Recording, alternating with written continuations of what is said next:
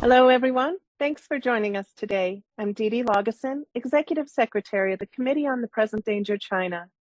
We appreciate your interest in our weekly webinars in which we expose and analyze the Chinese Communist Party's unrestricted warfare against America and the help being provided to the CCP in waging that warfare by captured U.S. elites. We encourage you to visit presentdangerchina.org for information on new programs, access to videos of our past webinars, and tons of other very valuable content. Our moderator today is Frank Gaffney.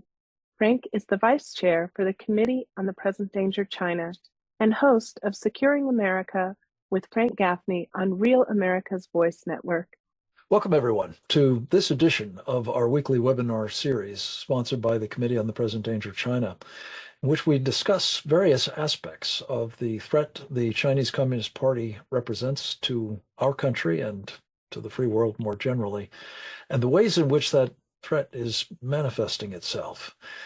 Last week, we had a very important conversation about what was then the prospect of a response by the Chinese communists to statements made by William Lai, the president of Taiwan, a man who has made clear his determination to defend the sovereignty of that island nation, notably in his comment in the course of the so-called 10-10 or double 10 national holiday recently, quote, "I will uphold the commitment to resist annexation or encroachment upon our sovereignty," unquote. As we discussed in the course of a very thoughtful conversation about where things stood at that time, and of course, the implications for the United States Navy of a succession of reverses or difficulties, at least, that might bear upon what the Navy could do should it be called upon to help defend Taiwan, its sovereignty, its independence, yes.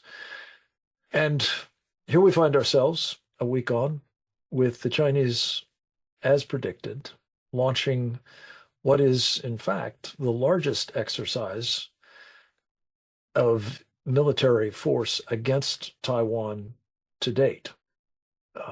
Thus far, this exercise, known as Joint Sword 2024B, has not resulted in actual kinetic action, but the numbers of aircraft, the numbers of ships, the very provocative deployments and operations of both inside the air and sea boundaries of Taiwan is evidence of the kind of intensifying aggression on the part of Xi Jinping and his regime that suggests very strongly that things are moving towards a denouement in which we may well see, at a minimum, some kind of blockade or quarantine, if they choose to call it that instead, as well as perhaps military intervention on the island of Taiwan itself. We've assembled a very formidable group, many of them regulars on these webinars, members of our Committee on the Present Danger China and our friends, to discuss what this latest exercise, Joint Sword 2024B, suggests about the Chinese intentions and demonstrates in terms of the heightened capabilities to, at a minimum, as I say, strangle the island, if not actually invade it with violence.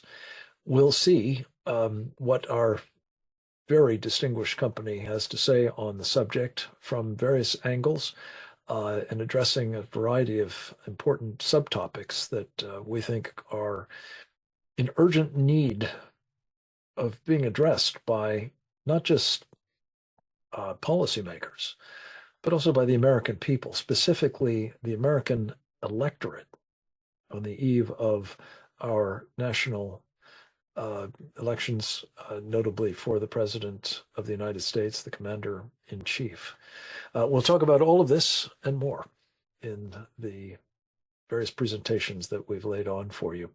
We're going to begin with one by our most recent emissary to Taiwan, and that would be Colonel John Mills, United States Army retired. Colonel Mills has been, among other things, a very accomplished military officer, yes, but also a member of the civil service subsequent to taking off his uniform, with time spent in senior positions in the Defense Department, the National Security Council, and the Homeland Security Department. We've asked John to give us kind of an overview of what the exercise has demonstrated to date. We're told it's over, but it's not clear that that's actually the case. But what has gone on so far is the subject of John's presentation, which we've characterized as a question.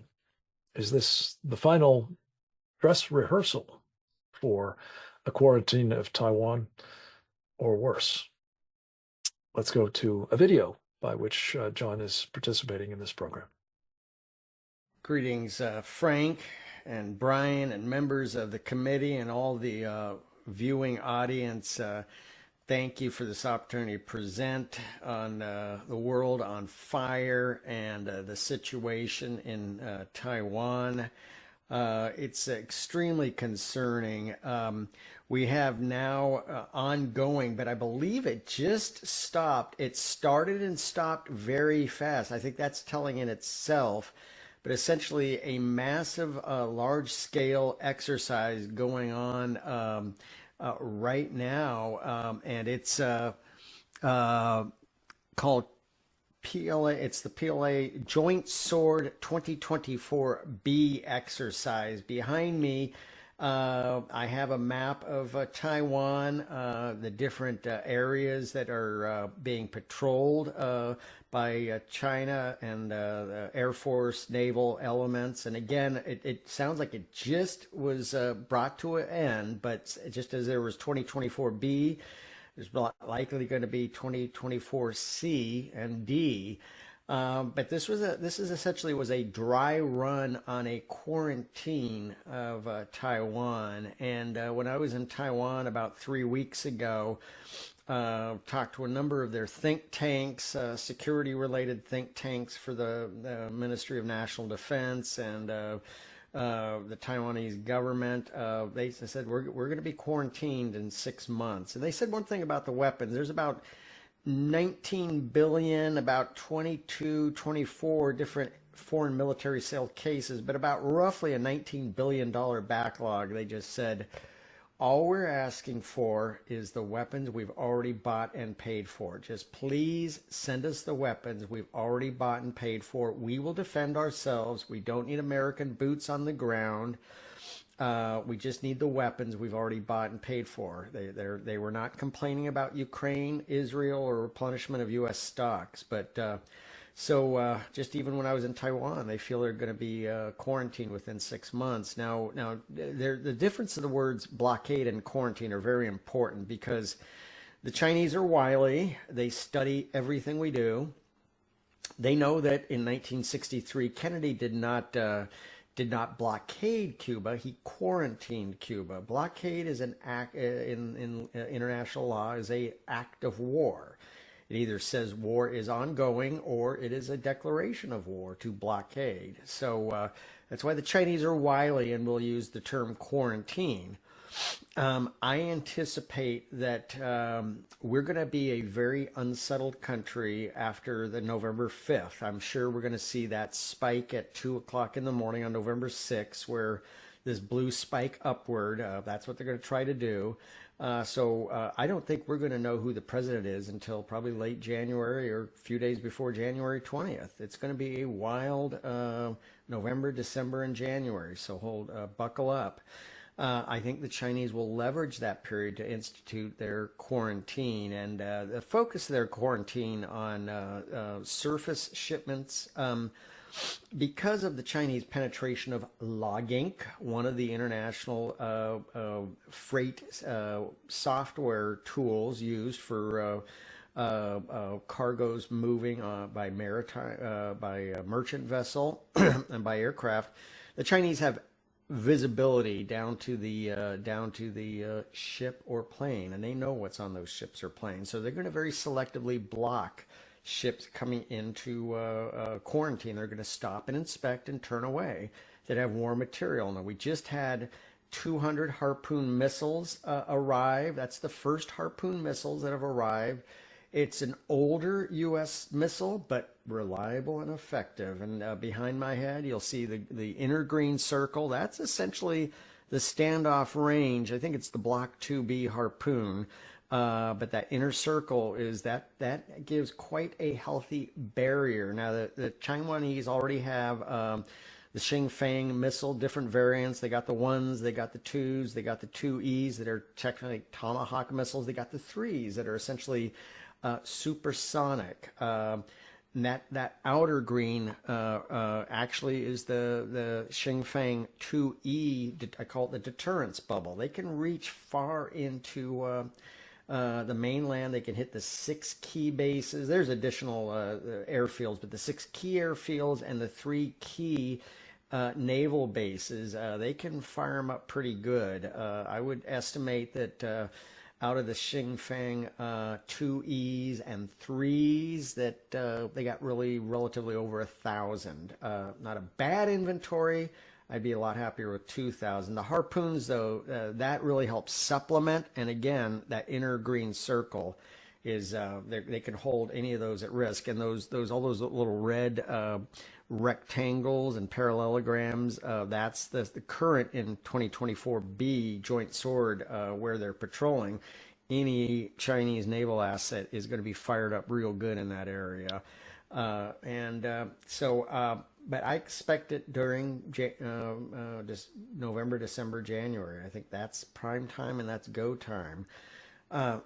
We do have boots on the ground, even though the Taiwanese, I think they have a great fighting spirit. They just created a mobilization corps of 400,000. It's now Taiwanese law. This is to back up and supplement the Taiwan active and reserve force, but this is a huge multiplier. This is for medical services, logistics and maintenance services, restoration of critical infrastructure. The Taiwanese feel they have 6 months of energy, 6 months of food stocked up. So they feel they can withstand a quarantine within that period. We do have boots on the ground, special operators, most likely rotating operational detachments from 1st Special Forces Group, which has a battalion traditionally on Okinawa. 1st Group is at Fort Lewis, Washington, but they have a forward battalion on Okinawa. That should have anywhere from 6 to 10 ODAs, Operational Attachment Element alphas, and probably 2 to 4 of those are on the ground easily now in Taiwan on Kinmen, Matsu, Penghu County, and then Taiwan proper. So there is a fighting spirit. The younger the person, the more likely they want independence and separation from China. That's why the DPP is the growing party. The youth are interested. They don't feel any connection to the mainland. President Lai just gave some incredible, powerful statements at National Day. I was at the Taiwan Embassy in Washington, D.C., and President Lai was giving the speeches on National Day in Taiwan, and it was incredible. He said, "We are not, the mainland is not our motherland. We are a country. We are independent. We are sovereign. We don't need anybody's permission." A heroic and Churchillian statement from President Lai, but the die is cast. quarantine is going to happen very soon, and what's going on right now is a dry run. Thank you so much, Frank, Brian, everyone, and it's an honor to present to this webinar. Thank you, as always, Colonel, especially for your laying out both the theater of operations that we're talking about, as well as your inventorying the kind of assets that might be brought to bear in the course of a shooting conflict, should it eventuate. We're going to turn next to Dr. Bradley Thayer, another of our regulars, member of our Committee on the Present Danger China, another of, I believe, America's foremost experts on the Chinese Communist Party, its ambitions, and the threat that it poses to us. He is the co-author with Captain James Fennell of an important new book, Embracing Communist China, America's Greatest Strategic Failure. They jointly collaborate and publish weekly essays in American Greatness as well. I commend all of those to you. We're going to ask Dr. Thayer to speak about a topic that I think is absolutely foundational to this conversation, namely why Taiwan matters to us, for sure, but also, I believe, to what's left of the free world as well. As was the case with John Mills, and in fact, two others of our speakers today, Brad is joining us by video. We're very pleased to have him. Frank, thank you very much indeed for that introduction. I'm very pleased to join my fellow panelists for this very important webinar on what the People's Republic of China is doing against Taiwan. Many of my colleagues have spoken to the nature of the exercises. I'd like the aggressive and very dangerous exercises that the PRC has launched against Taiwan. I'd like to focus on the issue of strategic importance of Taiwan for U.S. national security interests in the Indo-Pacific. And what I would like to do is first talk about the reasons why Taiwan has strategic significance, and then talk about some steps that must be taken to augment Taiwanese security. So first, why is Taiwan significant? Taiwan is a strategically important partner of the United States. It was a long time, of course, an ally of the United States in World War II and in the Cold War, but now it's a major partner. And its role and its advantages for the United States are as follows. First, Taiwan is a very significant economic power in the region. And particularly, as has been stressed many times, it is the world's largest producer of computer chips, which of course are so necessary for the global economy and the U.S. economy in particular. So Taiwan is an economic significant state, and the fact that it is the world's leading producer of microchips makes it of immediate strategic importance for the United States. And any aggressive action the PRC takes against Taiwan jeopardizes that global chip supply and thus the U.S. economy, and it does so immediately. Second reason why Taiwan is very significant for U.S. national security interests is that it is an important geostrategic location. Taiwan occupies, of course, as a result of its position, really connecting tissue between Japan and the Philippines. And so it serves as a very valuable U.S. partner in the region, because if it's not necessarily a cork in the bottle, it certainly does restrict the PRC's access to the Pacific.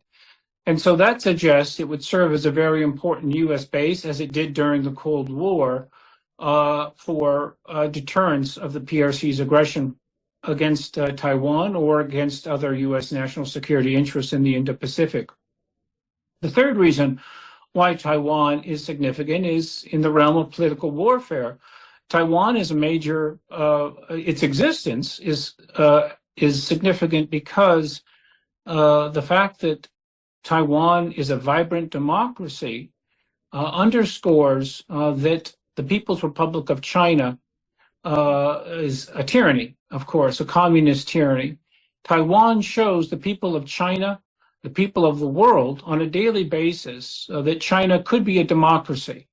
And if it hadn't been for the success of the People's Republic of China in installing an illegitimate regime in 1949 with Soviet backing and Soviet support, of course, a product of CCP is in fact a product of Soviet imperialism, and its existence was a result of Stalin, Comintern, and Soviet foreign policy efforts, of course. Taiwan shows that China can be a democracy, and thus its existence, again, on a daily basis, shows that Taiwan has illuminated that the Chinese people can live under a democratic government and can do so extremely successfully. And this is why, in particular, the CCP targets Taiwan and seeks to destroy the democratic government, to bring Taiwan and the people on the island under the tyranny of the PRC. So Taiwan matters for those reasons as a key U.S. partner. Does it have what's necessary? So secondly, I'd like to address what needs to be done. What needs to be done is to recognize the strategic realities of the 21st century. And the strategic realities of the 21st century are that Taiwan is an independent state and should be recognized by the United States as an independent nation. The Republic of China is an independent state and should be recognized as such. That's going to require, of course, before any recognition obtains, that the United States has in position the necessary conventional and nuclear force posture to deal with the PRC's aggression against Taiwan. And sadly, that's not the case today. The United States doesn't have the conventional or nuclear capabilities that are present in Taiwan.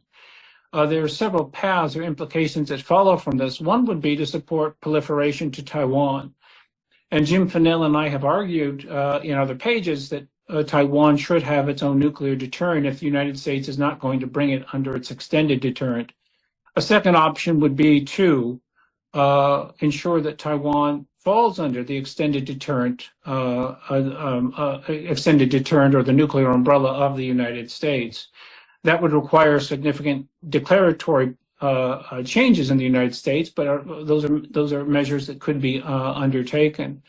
Bringing Taiwan into an extended deterrent for the United States would require, of course, having U.S. forces and allied and other partner nations forces, allies like Japan or Australia or the Philippines, or partner nations like India present on Taiwan to provide a conventional deterrent to a PRC attack, but then also to have U.S. tactical nuclear weapons present on Taiwan to ensure that the U.S. has escalation dominance.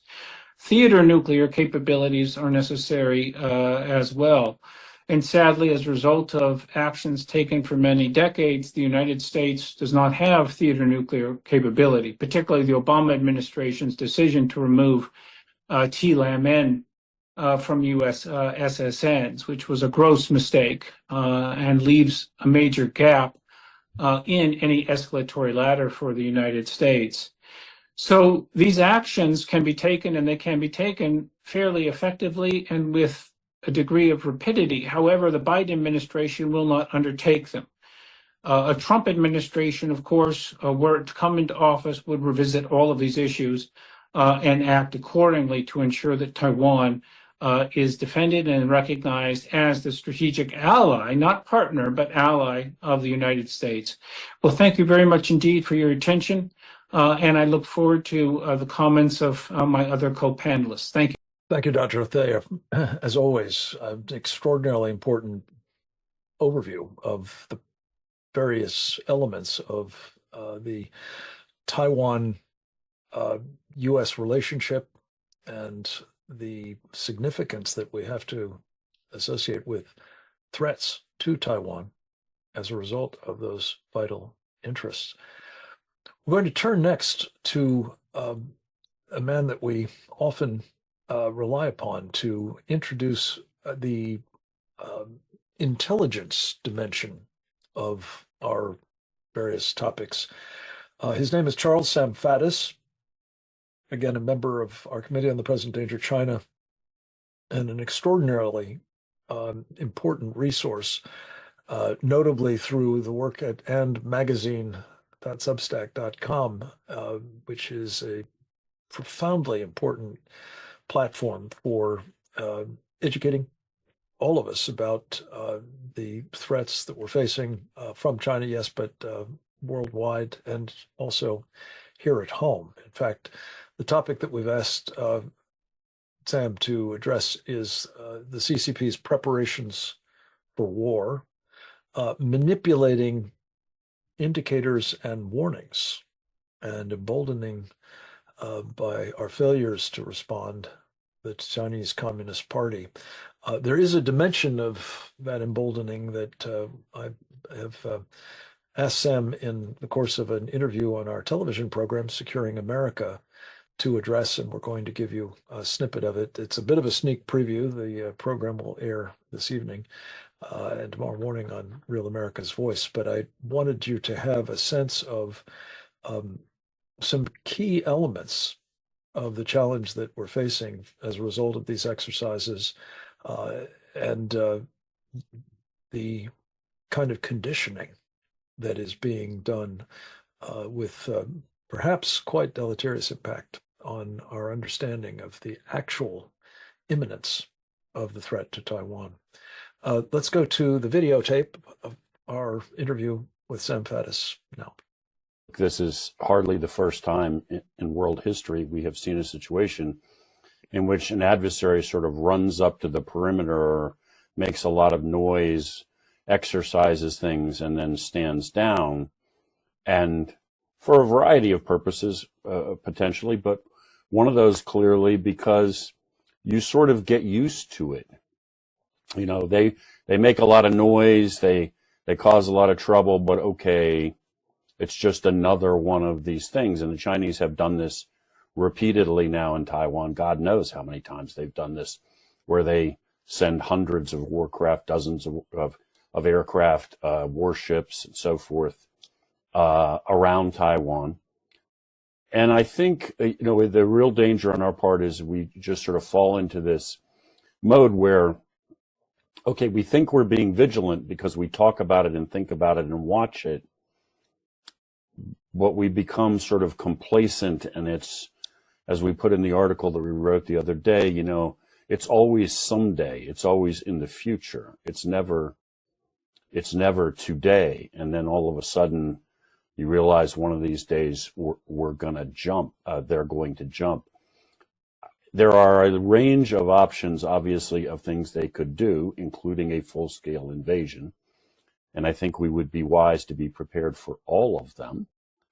But it continues to strike me that they are really at the point, have now been at the point multiple times, where they can implement a blockade of Taiwan. In effect, they have already on multiple occasions deployed the necessary forces to blockade Taiwan and exercise the capability to block Taiwan. And they say it expressly, that what they're practicing for is stopping vessels at sea.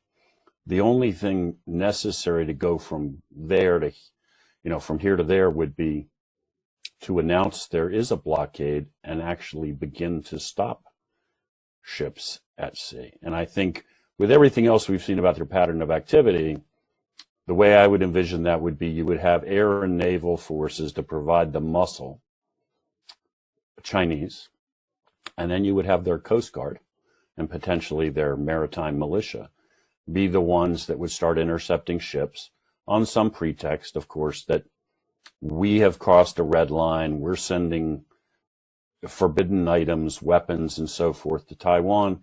This is an internal matter, as they say, and all they're doing is stopping ships to make sure that we're not continuing to send what they regard as contraband. To sort of lower the threshold, in the sense, make them the good guys, paint this as they're just doing the needful, and therefore we would be painted as the aggressors if we stepped in to intervene in what they will continue to say is an internal matter.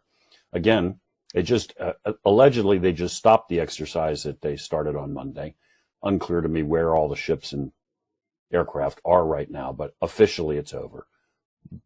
But again, all they would have to do would be say, okay, we're blockading the island, and actually start stopping ships, because they have already multiple times deployed and demonstrated they can do it.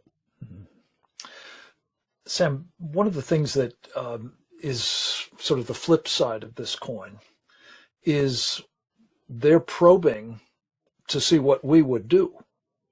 Absolutely. Talk a little bit about what the takeaways for the Chinese communists have been in terms of our response to date to these exercises. That is an excellent point. Look, our response has been nil, effectively.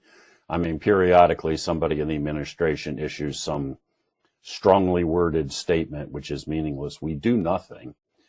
More broadly, I mean, think about the picture they're looking at worldwide. I mean, they're watching us lose a war to the Houthis in the Red Sea. They're watching us threaten now to cut off military aid to Israel if they don't start being nicer in Gaza. Having seen that, if Donald Trump wins this election, and they got until January in the inauguration to move against Joe and Kamala, or wait until Trump's in the White House, if you were Xi, you know, all things being equal, I think you would rather move before Donald sits down in the chair, right?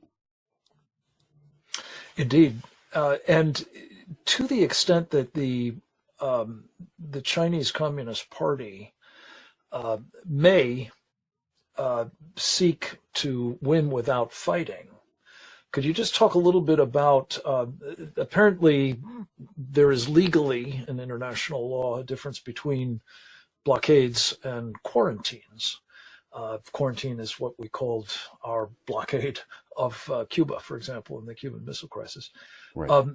To what extent do you think this will get the Chinese what they want, which is effective control of the island, without actually having to invade it and possibly risk destruction of those invaluable TMSC chip manufacturing facilities, for example?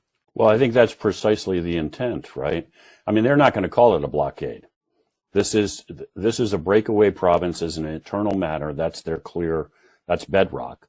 And they've already said multiple times, we've crossed the red line and interfered in their internal affairs. So they're going to paint this as them simply doing what any sovereign nation has a right to do in dealing with its internal affairs. And again, that's why I think they will use Coast Guard vessels and paint this as a law enforcement action. Everything to present themselves to the world community as they're just dealing with an internal matter. And if we intervene with military force, we are the aggressors. And look, this administration, I mean, the key people in this administration are the ones that are responsible for giving the South China Sea to the Chinese. They're the ones that have watched while they beat up the Filipinos and do nothing. They've watched all of this and established a pattern that they won't push back. So a betting man would not think Biden's sending the 7th Fleet in if this happens. One thing that caught my attention the other day, it's not exactly new news, but it's gotten a fresh burst of publicity. And frankly, I find it practically inexplicable that it happened. But back in December of last year, on 17 separate days, fleets of unmanned vehicles, drones, if you will, were operating unmolested over some of the most sensitive national security real estate in the country, the sort of complex of bases in the vicinity of Langley, Virginia. Tell us what you know about what that involved and who was responsible. The whole thing is mind-boggling. Like, you read it and you read enough different authoritative sources that you realize, okay, this is not just somebody who's having flashbacks to the 70s who thought this up. This is real. We're talking the area down, generally Norfolk and the peninsula north of there. And so we got Langley Air Base, which I think hosts roughly 50% of our F-22s. So our top of the line fighters and interceptors. And then of course We have the vast complex of bases at Norfolk with the biggest naval base in the country, and other facilities like Dam Neck and, SEAL Team 6. Every sensitive thing in the world you could think is down here. And we've got these fleets of drones flying repeatedly over these facilities. And then the bottom line is, still at this point, nobody can tell us really where they came from, what they were doing, or how this was possible. By the way, there have been a series of other drone incidents regarding military installations in the last few years. So this is not the first time we've seen, right around very sensitive military installations, just all sorts of groups, squadrons of drones, whatever term you want to use. And essentially, we've never gotten to the bottom of it. Would this likely further embolden the Chinese Communist Party to believe that they can have their way with us at a time of their choosing, and possibly with very destructive effects? Good God. What are we dealing with? Stupefying incompetence? Are we willfully allowing this to happen? I mean, at some point, it's just, you look at this and you think, okay, there is no plausible explanation that is acceptable. Nothing about this makes any sense. They can fly over and over and over across our most sensitive installations, and at the end you're going to tell me you don't know who did it, don't know where they came from, don't know anything. I wanted to make sure that that last bit was part of this conversation, because while we don't know that, as things stand now, this was a Chinese operation, it quite possibly is. It certainly fits, the profile of what our Committee on the Present Danger China has been warning about for some time, which is the likelihood that we will find the Chinese engaging here in acts of sabotage or war. And one point that I think it bears mentioning is that the administration, after I think an initial press report or two, essentially deep sixed all information about this episode until very recently. And it seems as though they were hoping people would forget about it. And the fact that so few answers have been provided is profoundly troubling. So I'm delighted that Sam was able to shed some light on all of that. We have one last video.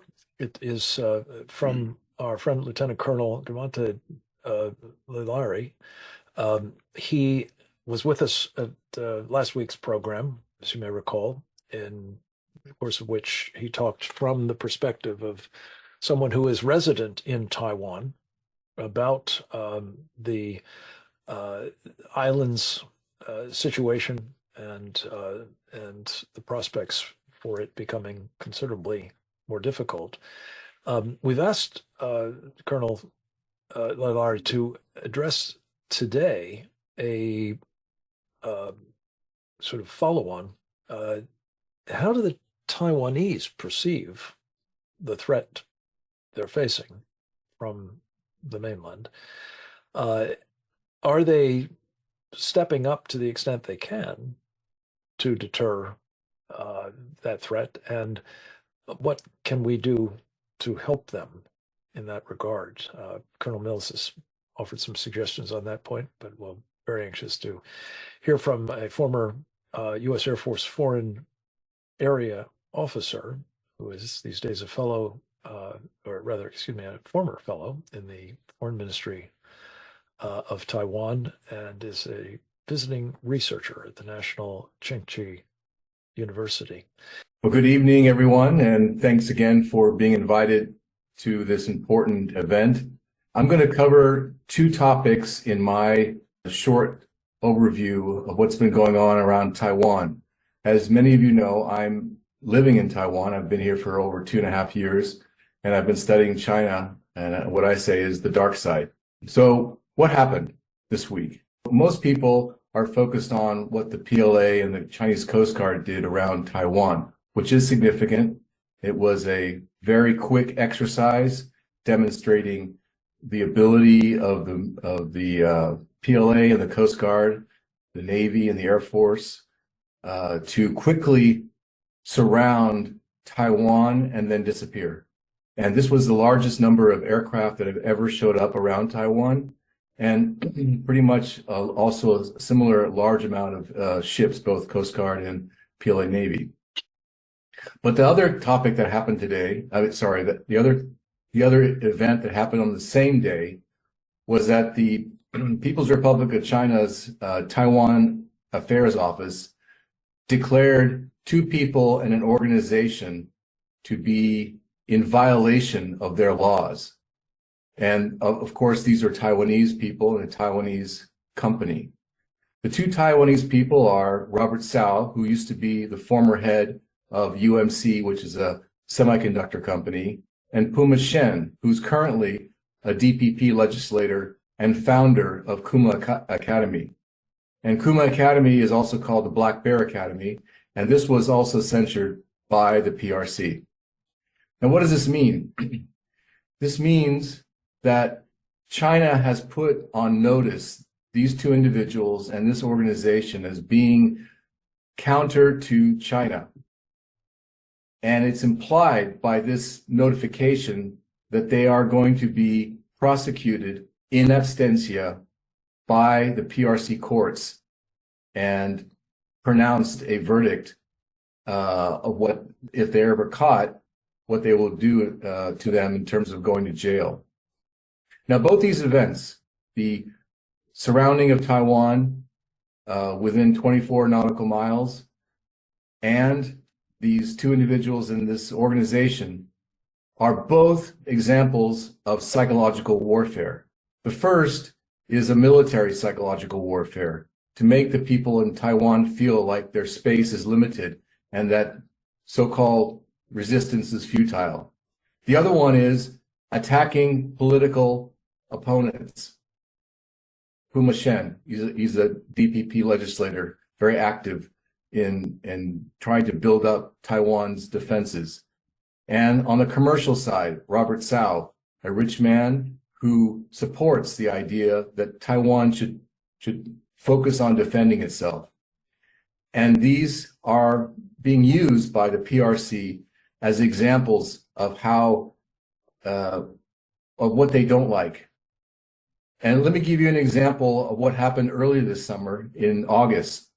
There was a Taiwanese man named Yang Zuyuan, who was a social activist and participated in founding a party here in Taiwan called the Taiwan National Party. Well, in early August, he was detained and arrested by the National Security Bureau of Wenzhou City in Zhejiang Province. And he was just doing business there. He was living in Fujian. The result of his arrest and later on his trial, he was sentenced to 9 years in prison and deprived of political rights for 3 years. And afterwards, the Mainland Affairs Council, that's the Taiwanese side, said that Yang's case proved that the 22 or the laws of China targets many Taiwanese. So what China is doing now is targeting people. First, they're targeting politicians. Before this all happened, many of the politicians, the DPP politicians, were on a list of about 10 individuals. Now there's a few more and a few more. And they're saying they're only targeting those people who are pro-independence, but it really affects everyone in Taiwan and all the people who support Taiwan. And the law in China is further, does not designate that only Taiwanese are potential criminals. It's anyone who supports Taiwan. So what do we do with all this? How do we get out of this mess? And I'm going to conclude my presentation on summarizing basically how we get out of this mess. We get out of this mess by using what we're strong at. So Congress is very pro-Taiwan. They've made lots of legislations to help Taiwan become more stronger in the defense arena and given Taiwan more confidence. So Strategically, Congress and the president should approve a joint resolution similar to what George Bush did, President George Bush did in 2001, that was called the Authorization to Use Military Force. In other words, Congress should tell the president, if you need to defend Taiwan, we give you authorization ahead of time. That's one thing that should happen. Just in case, there shouldn't be any slowing down of our response if we want to help Taiwan. And the second is we should also create a resolution that mentions the importance of Taiwan. In fact, in 1955, the U.S. Congress and the President, Eisenhower, agreed and made a joint resolution that said that Formosa, which is Taiwan today, was a vital interest to the United States. And finally, I recommend that the President should immediately submit the required 48-hour notification to Congress in accordance with the War Powers Act, War Powers Resolution, in response to these kinds of threats that China is doing against Taiwan, threatening over and over again every couple of months. And the U.S. should be prepared to take action in concert with Taiwanese military, friendly forces in the region, such as Japan and the Philippines, and others who want to deter PRC aggression and to preserve the integrity of Taiwan in accordance with the Taiwan Relations Act, which we are obligated to follow. It's a law, a national federal law. So, in summary, we should be able to be proactive. We should not wait for China to take an action. We should take an action to make sure that the resolution between Taiwan and the PRC is peaceful. And the only way to do that is to proactively help Taiwan, let Taiwan develop its defenses while we help protect it along with Taiwan. And until that point in time when Taiwan can deter China, that is when we should withdraw or reduce our presence. Thank you very much for your consideration, and I hope this was useful. Colonel Larry, extremely useful, in fact, and a perspective that I believe is much needed at the moment, both from your vantage point in Taiwan, but also in terms of your specific recommendations. We're going to be talking more about those with our next presenter. I'm delighted to say he is actually with us in person live. This means that I believe, as he is forward deployed in Asia, most times this is very early his time, and he's been unfailingly helpful to us no matter what time of day we organize these things to join us, often in the role that we've assigned him in this particular program of the cleanup batter. His name is Colonel Grant Newsom, United States Marine Corps retired. He has the distinction of not only having served with great distinction as a uniformed officer in the U.S. military, including as a defense attaché, by the way, in Tokyo. He has been as well a foreign service officer and a businessman in the region for many years. He brings, in short, a lot of experience from several perspectives to all of these matters. He has been informed, among other things, by such experiences in his terrific new book, When China Attacks, A Warning to America. We're anxious to get his thoughts on the various topics that we've covered, but particularly picking up on what Lieutenant Colonel Larry has just laid before us. What do we do about the threats that we are now facing, increasingly of a kinetic kind at the hands of the Chinese Communist Party, both over there, focused on our allies and partners like Taiwan and the Philippines, Japan, South Korea, but also against us, not just over there, not just Guam, not just Hawaii, but the continental United States as well, as this episode with the drones suggests might well be in the works. Colonel Grant Newsom, thank you as always for giving of your time. Thank you for helping us synthesize the kind of information that our colleagues have presented today, and for adding your own special touch. Over to you, sir. Thanks very much, Frank. I'm sort of glad to be here. And that is the question, really, is what do we do? It's easy to describe what the problems are. We know what difficulties Taiwan is in. We know what problems we're having dealing with China, but what is it we do about them? And looking at it, sort of a sequence that I go through, there's no substitute for having a proper military, an American military, Taiwanese military, that can cause the Chinese no end of trouble. That can, if necessary, particularly the Americans, sink the People's Liberation Army Navy in an afternoon. And to do that, you've got to have hardware. You have to have enough long-range weapons, long-range missiles, the ability to use them.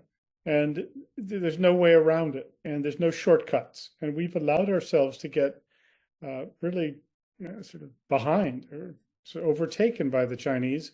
And this is just decades of negligence on the part of successive U.S. administrations. So you've really got to get the military built up. And you look at the U.S. Navy now, and this is often presented as symptomatic of the difficulties we have, is that for every one ship that we launch, China launches about 5. Their shipbuilding capacity is about 200 times more than ours. And this, as I say, it's symptomatic. It reflects the difficulties that we're in and how we have allowed the Chinese to catch up and overtake us. But we do have some advantages. And of course, even now, with all the problems we have, we could make life very difficult for the People's Liberation Army should they make a move against Taiwan. We have the ability, if necessary, to operate out of Japan, if the Japanese let us, and they just might. But also the ability now to operate out of the northern Philippines with weapons that can reach well into the Taiwan Strait onto the Chinese mainland if necessary. So China does have a problem in that their flanks are not secure if they go after Taiwan, and we need to make sure that that's the case. Of course, there is always the problem that we may have that capability, but would we actually use it? And that's a big question. It really does very much depend on the administration in Washington. And there's no substitute for a U.S. administration that has the backbone to understand the importance of Taiwan to U.S. national interests, to our reputation and our position globally as well. So that has to be addressed. And if we don't, there's no way that you can give Taiwan stuff that turns them into a porcupine that saves them. We have to have the U.S. military has to have the capability to take on the Chinese and destroy them if necessary, and the will to do it. Additionally, we've got allies, and I've mentioned Japan, and for starters, and this is where we need to devote some attention if we're going to do something about it. The Japanese military has some good niche capabilities. Submarines, anti-submarine warfare, surface warfare is pretty good. They're good on surveillance. Missile defense, they're good at as well, but they don't have nearly the ability to conduct joint operations with themselves or with us, except for the 2 navies. Those are the exception. Additionally, the Japanese military is about half the size it needs to be for all of the missions that it has to accomplish. And literally half the size. The Japanese missed their recruitment targets last year by 50%. That's 50. That's a problem. The Navy has about 50 ships. It needs to have twice that, but it's probably not going to get any of that. So what you do have to do is take what you have and what the Japanese have and make it so that they are able to use it, that they know how to operate the stuff, that they have plans to do it, but more importantly, that what their plans are linked with ours. And it's unclear whether that has been done. I have a feeling it hasn't been. But you have to make the most of the Japanese as an ally. And that needs a lot of work. They're going to double their defense spending. That's gotten a lot of attention, but they don't know what to spend it on. So send some good war planners out from Hawaii to sit with the Japanese and explain to them exactly what you need to be able to fight a war, exactly what capabilities you need. And if you do that, then Japan will understand and they'll do the necessary. But until then, we're sort of expecting them to figure it out themselves. So we need to pay plenty of attention to the Japanese, make it so they can fight. The South Koreans, they've got plenty to do on the peninsula, but there's more that they can do to support Taiwan, to support what we're doing with Taiwan. And the Koreans have not paid enough attention to that. And it's worth noting that they would be even more affected by the fall of Taiwan to Chinese enslavement. Japan has a little better geography, not by much, but South Korea would be completely cut off if that happens. And South Korea can do more. So it's not just us. Australia, their air capabilities are pretty good, but as far as their Navy ships, the Navy coming up, I don't know which of the 11 ships they would send. They've got some problems defense-wise. But if they are willing politically, it'd be useful. It's always good to have the Australians around. So don't forget our allies. And we do need to pay some attention to them and not just assume, well, they'll figure it out or they can take care of things. They can't. That needs a lot of specific attention. So the military is one thing, and you do have to get it right. But there's other things that we can do to make the cost so high to the Chinese that they will think twice about going after Taiwan kinetically. And we've talked about this before in other events. And the first is the Chinese economy, on which the military depends, it's a Ponzi scheme. And it depends on the inflow of convertible currency, principally US dollars. The Chinese currency, the RMB, is not really usable overseas. Nobody wants it. It's like scrip at the high school fair. So cut off that flow, reduce the flow of convertible currency to them, and that is not hard to do. But you're also going to have to wean ourselves away from this economic dependence on China, because everything we buy from China, we pay in dollars, which they use to fund the military. Go after that. And if you cut off that flow of currency, the Chinese economy is going to seize up even more than it is. Have a very good handle on technology that goes into China. There have been some restrictions put on to technology imports, make those much, much stricter than they already are. Some would say even stop it.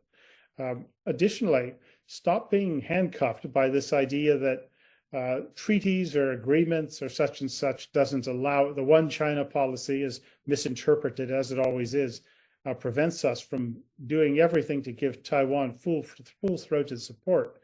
In fact, use the legal doctrine. It's called rebus sextantibus, which means change circumstances. The Chinese did it with Hong Kong when they argued with the British. Do the same with them. That the agreements that were made with China, such as they were with Nixon and others, were based on the idea, as Lieutenant Colonel Larry said, that any issues in the Taiwan Strait would be settled peacefully. Clearly, China has violated that provision repeatedly, thus changed circumstances, and just make it clear we don't follow that anymore. And if you really want to have an effect, recognize Taiwan. Do that, and that will go a very long way to bolster Taiwan and also sort of loosen ourselves up in terms of what we are going to do to support Taiwan. I mentioned weaning off the economic dependence on the PRC. Recognize that the world is going to split into two trade blocs. One, the free nations, the others, the unfree nations, and give countries a choice as to which they want to participate in. But if you don't stop the economic dependency on China, that you really can't expect to prevail, because you're effectively funding your enemy. You're providing him with technology that he needs to defeat us, to defeat Taiwan. And that just doesn't make any sense at all. Additionally, give some oxygen to good people. That there are a lot of people around the world, and particularly in the Pacific Islands, who want to stand up to the PRC and really deal with their political warfare, the subversion that the Chinese are doing so well. And the US government doesn't really pay these people any attention. So we just really allow them to get smothered. I'm talking about places like the Solomon Islands, Palau, and other places in the Pacific in particular. Now, the thing that you can really do if you want to do something about it is to make the punishment that China would face if they go after Taiwan, or even if they don't, make it, but just even if they're just threatening, make it personal for the top dogs in the Chinese Communist Party, because they're quite willing to let their citizens absorb any amount of punishment. Xi Jinping uses the expression to eat bitterness, telling his citizens, well, if there's a fight, you're going to have to suffer. Well, make it so he suffers, and his people as well. And the way to do that is not complicated, is to expose their corruption, expose their overseas bank accounts, their real estate, their businesses, their relatives with green cards. We know a lot about this. And in fact, Congress has actually demanded that the intelligence community produce a report on this very issue. They've just ignored it. And that needs to stop. We've seen how much this scares the Chinese top people. In 2012, when Bloomberg and New York Times wrote a couple of reports on this very issue, including Xi Jinping's family's overseas wealth, the Chinese went berserk, and I've never seen them respond as angrily as they did to this. This was 12 years ago, and this was just two periodicals that did this. If the US government put its resources behind it, you would let every one of the 1.4 billion Chinese know that their top leadership are thoroughly corrupt. And while they talk a good game about China, they're squirreling their wealth away overseas, unlike the 600 million Chinese living on $5 a day. It wouldn't hurt to learn political warfare again. So these are some of the things that you can do to do something about it. So you get your military back in order, get your financial house in order. So we have to stop spending like drunken sailors as well, but also go after China where it's vulnerable on the currency front, the economic front, the financial front, and stop propping up the Chinese government, and in turn, stop propping up the People's Liberation Army. And you start doing that now, and you make it clear that the minute there's a move on Taiwan, or even if you don't lay off, that we're going to just turn the faucet off completely, and then you can deal with these problems yourself, Beijing. So those would be some of my ideas. Colonel, thank you very much. And thank you for being with us live so that we can indulge in a little bit of a Q&A with you in addition to your own very thoughtful inputs to explore some of those of our previous speakers. I wanted to pick up on this point that you made towards the end, as you have in previous presentations as well, and that is the art of political warfare. It is a lost art, I think it's fair to say, mostly here in the United States. It's practiced, of course, very aggressively in China by the Chinese. We've had presentations by you and Cleo Pascal and Colonel Lalari and others about the extent to which the Chinese have, in fact, made great inroads in the islands of the Pacific, among other places. Their whole Belt and Road Initiative arguably is about political warfare as well as sort of colonial empire building.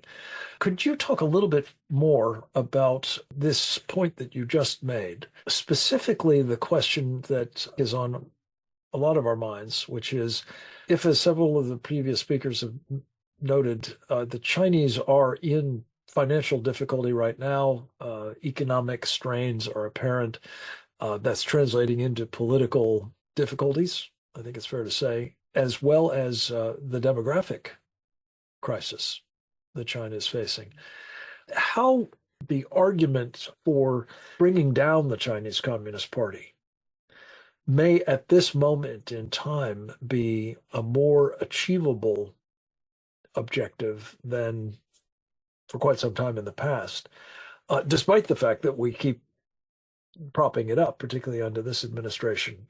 And should that be the goal, as you see it, sir, of a political warfare strategy by the United States? Well, I think it has to be. I would I would suggest that any of the listeners read the Chinese media, just the English translations for a week, And find one decent thing they say about the United States. It's all about destroying America, how evil it is. Look at the speeches which Xi Jinping has given, in which he describes sort of what we would call American values, the freedoms we like. He describes these as just pernicious and things that cannot exist. Or it's one or the other. It's us or the Chinese communists, and that's their choice. And that needs to be our objective. We don't have to, we can, don't have to say it every day, but we have to have a very clear understanding that it's us or them. And Ronald Reagan said something similar when dealing with the Soviet Union. It's we win, they lose. And his marching orders were don't do anything that helps them. Ultimately, this is a fight that the Chinese have picked.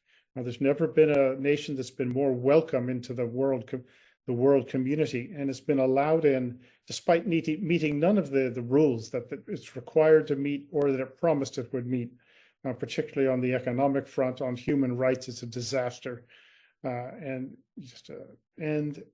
So you have to realize that this idea that we're going to peacefully coexist and, I suppose it's theoretically possible, but as a practical matter, this is a fight to the finish. We may not quite see it yet, but that is exactly what it is, and why you would provide really the country which is out to destroy you.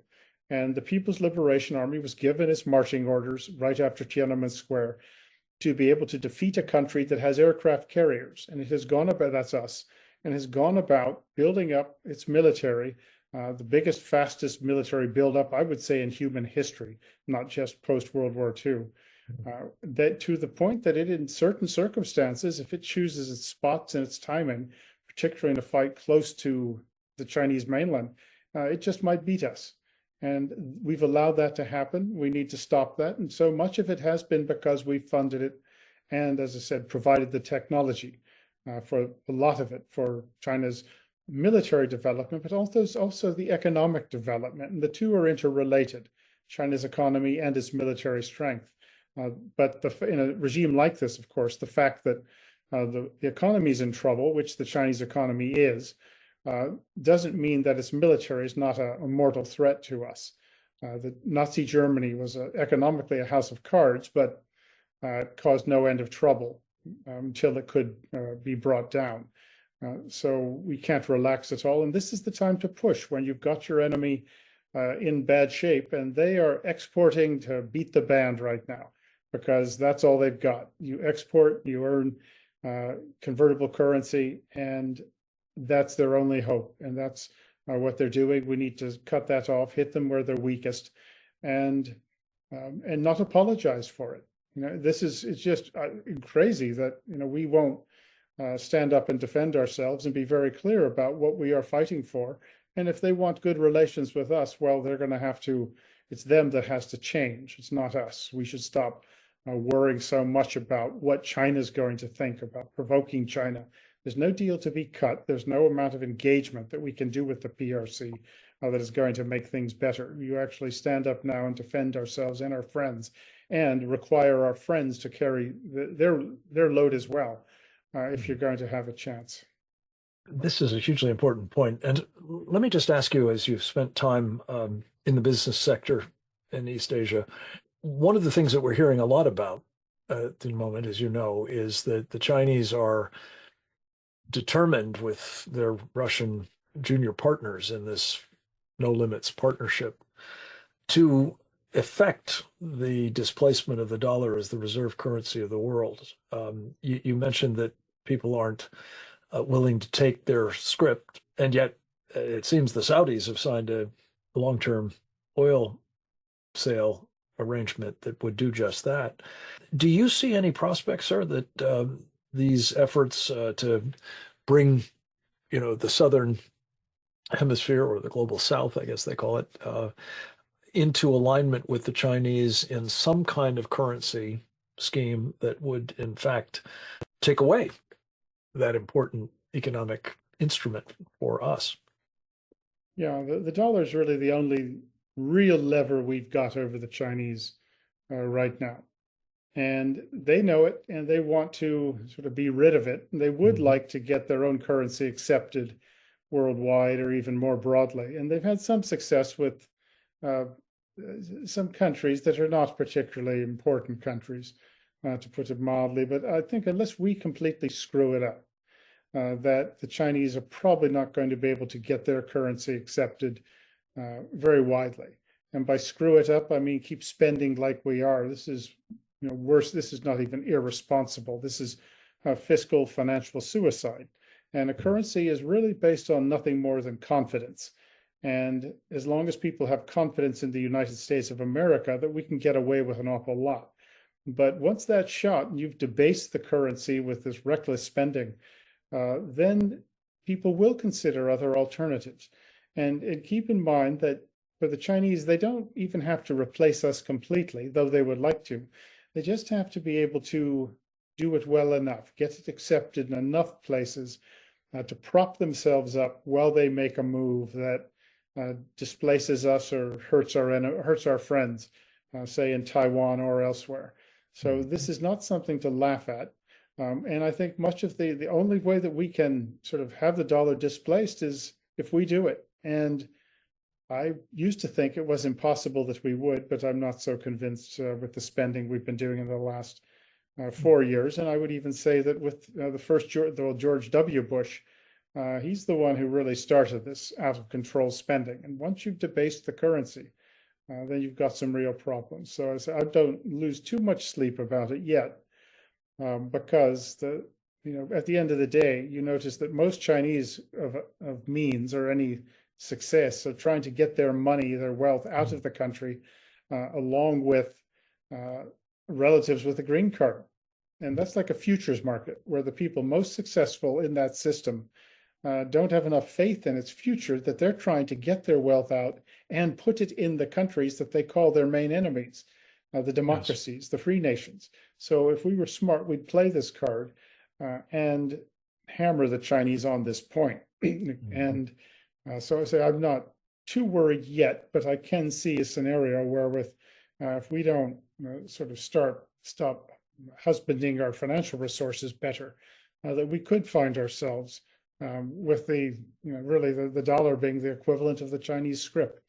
Yeah. But we're not there yet. Well, that's encouraging. Let's hope we can avert that fate. You mentioned South Korea and its exposed position. I would be remiss if we didn't at least mention the various steps that the North Korean regime has been taking of late. And I'm interested in your thoughts, Colonel Newsom, as to whether this would be a likely spot for another act of what I've come to call strategic arson by the Chinese Communist Party to further bleed us, maybe literally, but certainly in terms of attention and resources and military kit, for that matter, if the North decides it's going to actually attack the South in support of this agenda of Xi Jinping's vis-a-vis Taiwan, vis-a-vis us, and otherwise. The Chinese have been very happy for a long time to have North Korea as a distraction. It keeps the South fully occupied, and it keeps the Japanese partially occupied, and America too has to devote a lot of resources, military and intelligence resources, to North Korea, to the Korean Peninsula. But those could otherwise be deployed, say, towards Taiwan, more directly to support Japan. You can do other things with it. So China's happy to have North Korea as a distraction. And in the event of a move against Taiwan, I would fully expect North Korea to do something. And it needn't be an all-out assault on the South. It just needs to be enough to keep us in place, so that we have those resources dealing with North Korea. I would expect the Russians to make a supportive move as well in the event of an assault on Taiwan, or even if it is something short of an all-out assault, that I would expect the North and the Russians to provide, as I said, supportive distractions for the Chinese and against us, against the Japanese and the South Koreans. Colonel, one of the things that we've talked about, and I'd like to get your thoughts on it, if I could, is this issue of drones swarming and operating in our sensitive airspace over this complex of military bases in the, I guess, Virginia Beach area. Drones is something as the Israelis found out the other day, and I guess the Ukrainians have been at the receiving end of a lot of this as well over the past year or so. Real vulnerabilities. The Chinese have become one of the foremost manufacturers in the world of drones. They clearly have the capability to employ them in a variety of ways. What are your thoughts, sir, about the extent to which this vulnerability is a yawning one, as you talk about a military that needs to be up to the task of being able to defeat the Chinese People's Liberation Army, Navy, Air Force, rocket forces, and so on. And you could go on and on. The Houthis have been at the forefront of weaponizing these things as well. But what are your thoughts about this angle of the technology game and competition, if you will, and our ability to rise to it? Well, potentially fatal in the event of a fight. You could imagine some armed drones just going down the flight line at pick your airbase, pick your naval air station, knock out the refuelers on which our operations in the Western Pacific depend, knock out F-22s, F-35s, and no limit to the damage they could cause. And there's really nothing to prevent that now. The only reason it won't happen is because we like to pretend it won't happen, which means it will happen. Now, the Chinese aren't stupid. They're as smart as we are. In some respects, they're smarter. And they understand the vulnerability for this. Think of the Israelis' sort of attack at the start of the Six-Day War, which cleaned out the Egyptian Air Force. We think of that as just really a brave, bold move, very imaginative. Well, why couldn't something like that happen to us? Yeah. And it's not just the aircraft. You could hit the navigation systems for any number of ships in San Diego and Norfolk, in our ports. And how easy is it? And drones are not that complicated. You could probably teach a monkey to use one.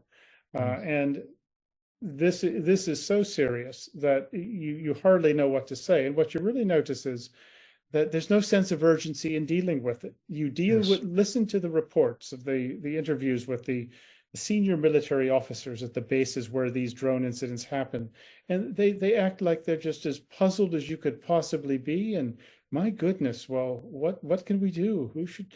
We watched it, and I went up on a roof to see what was going on. Well, how about shooting the things down? And I can't believe that we can't find more about these things with our $80 billion a year intelligence budget. And if you're not entirely sure, well, then suspend the People's Bank of China's license to operate in the US dollar system. Start with a month. And if they complain, tell them, well, you know why. But as I said, it's that lack of urgency from anybody's part. And we are going to find ourselves with the equivalent of what happened on December 7th, December 8th in the Pacific and the Philippines, when our aircraft in Hawaii and in the Philippines got wiped out by the Japanese. And if that happens, and much of the fleet, good luck operating. Yes, and it's not just the aircraft. You could find that there's a lot fewer ships to head west from San Diego and elsewhere. Well, and this is a point that I made in a commentary today, as a matter of fact, Colonel.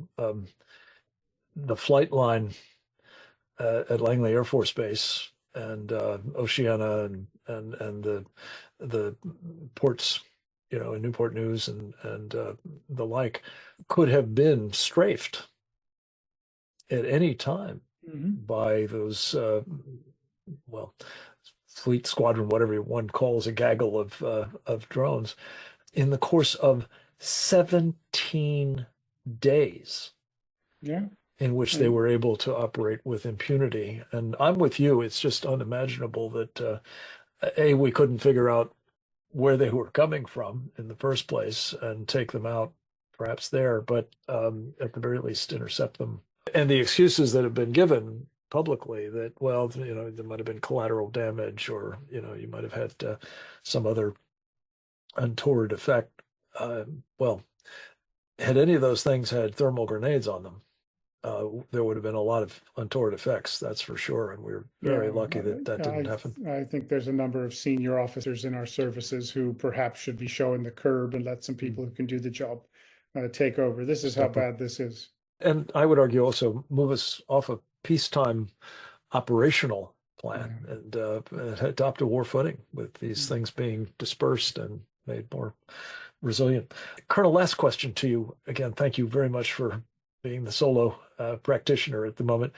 There was a lot of talk in the course of the program, notably, I think Sam Faddis and Colonel Mills discussed this quarantine as a likely next step in the ratcheting up by the Chinese.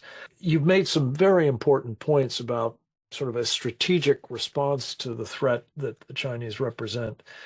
Do you have any specific thoughts about tactically how we should respond should one fine day the Chinese simply announce that this exercise is now in place permanently? Well, you're going to have to announce that you're not going to follow it. You have to get your ships in there to break the quarantine, and you have to make it clear if anyone touches us or anything we are just protecting, that it's war. And if you want it, you will get it. And Xi Jinping is going to lose everything. And if you're not willing to do that, you've lost. And unfortunately, because we have not dealt with this as it should have been, and it could have been any time over the last 20 years, we've put ourselves in a position where if the Chinese pull the trigger like this, that we're going to find ourselves with that choice, either a fight or slinking out of Asia. This is what comes of really our best and brightest handling things. This is the Ivy League's brilliance on display. We've seen a lot of it over the years, haven't we? Colonel Newsham, thank you. This has been a very, very bracing conversation, one that I think is, if anything, it's timely, perhaps long overdue. And I hope that not only that those of you in the audience at the moment or who will be taking this aboard in the days to come will do what we've urged now repeatedly in the course of these programs, which is in the remaining days of this election, make it your business to get in the grill of those who are seeking your votes, seeking to represent you in Congress, presidency, or elsewhere, and insist that they respond to the kind of probing questions and discussion that we've had today. This is, as we said in the title of this particular webinar, no drill. This is history unfolding before our eyes, and I couldn't agree more with the various folks who have spoken so powerfully about where we now are, that the Chinese are being emboldened by what they perceive as our lack of seriousness, our lack of, commitment. And what we will find, I think, if we do not shape up, is that, as the Colonel has just very well said, we will find ourselves slinking away from a part of the world that we cannot afford not to be present in, and in fact, a dominant power in, namely the Far East and Western Pacific.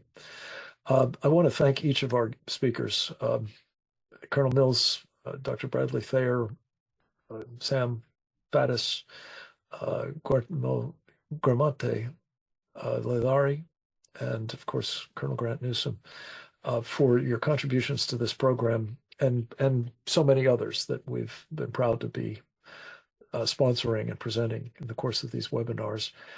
This is the moment of truth, folks. Americans need to be making informed decisions in this election cycle about the direction of this country. We've had some excellent prescriptions as to how to hopefully prevent war and to prevail in it should it come. But we need to understand, we need leadership that is willing and able to meet the challenge that we currently face from the Chinese Communist Party and its friends. I'm going to wrap with my part of the program with my thanks again to all of you for joining us. Please, if you haven't already done so, subscribe to these series so you don't miss any of the programs, and spread the word. Go forth and multiply. Back to you, Didi. Thanks, Frank. And thanks to all of you for being here today. A video of this webinar will be posted to presentdangerchina.org within a day or so of the conclusion of our program. Please share this and our other programs with your elected representatives, colleagues, and other networks. And join us again next week for another installment of our Committee on the Present Danger China webinar series on the CCP's unrestricted warfare against America and the free world, and how CCP captured elites betray the USA. Thanks for joining us today, and goodbye.